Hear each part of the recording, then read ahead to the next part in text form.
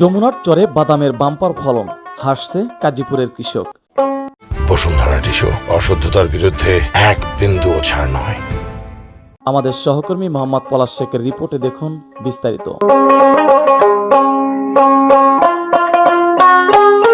সিরাজগঞ্জের কাজীপুর উপজেলার যমুনা নদীর বিচ্ছিন্ন চরাঞ্চল জুড়ে এবছর দেখা মিলেছে বাদামের বাম্পার ফলনের।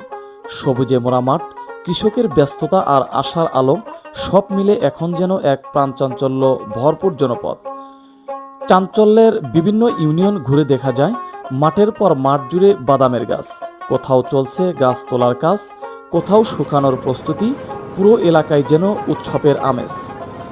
অনুকূল আবহাওয়ায় বালুময় জমির উপযোগিতা এবং কৃষকদের নিরলস পরিশ্রমে এ সফলতা এসেছে বলে মনে করেছেন সংশ্লিষ্টরা। স্থানীয় কৃষকরা জানান, চলতি মৌসুমে আবহাওয়া মোটামুটি ভালো থাকায় ফলন হয়েছে আশানুরূপ। তবে সময় মতো পর্যাপ্ত বৃষ্টিপাত হলে উৎপাদন আরও বাড়তে পারত বলে তাদের ধারণা। উৎপাদন খরচ তুলনামূলক কম হওয়ায় বাজারে ভালো দাম পেলে লাভবান হওয়ার আশায় বুক বাঁধছেন তারা। কৃষকদের ভাষ্যমতে চরাঞ্চলের বালুময় জমি বাদাম চাষের জন্য অত্যন্ত উপযোগী হওয়ায় প্রতি বছরই এই ফসলের আবাদ বাড়ছে।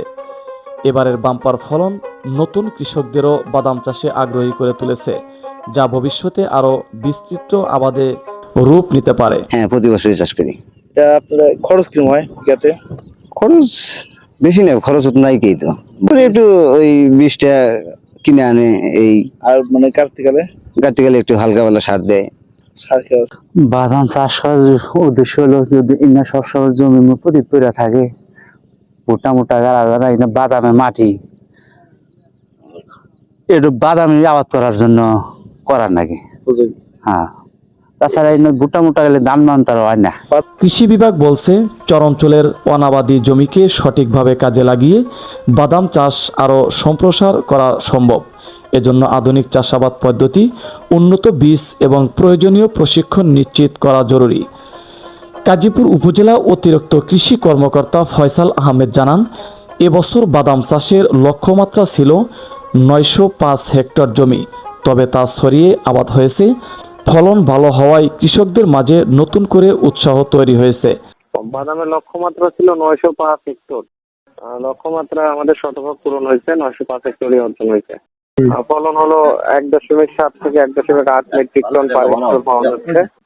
বিঘাতে প্রায় 7 থেকে 7.5 মণ।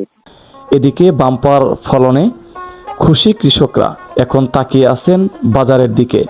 তাদের প্রত্যাশা, ন্যায্য মূল্য নিশ্চিত হলে এবারের এই সাফল্য বদলে দিতে পারে তাদের জীবনের চিত্র, খুলে দিতে পারে স্বপ্নের নতুন।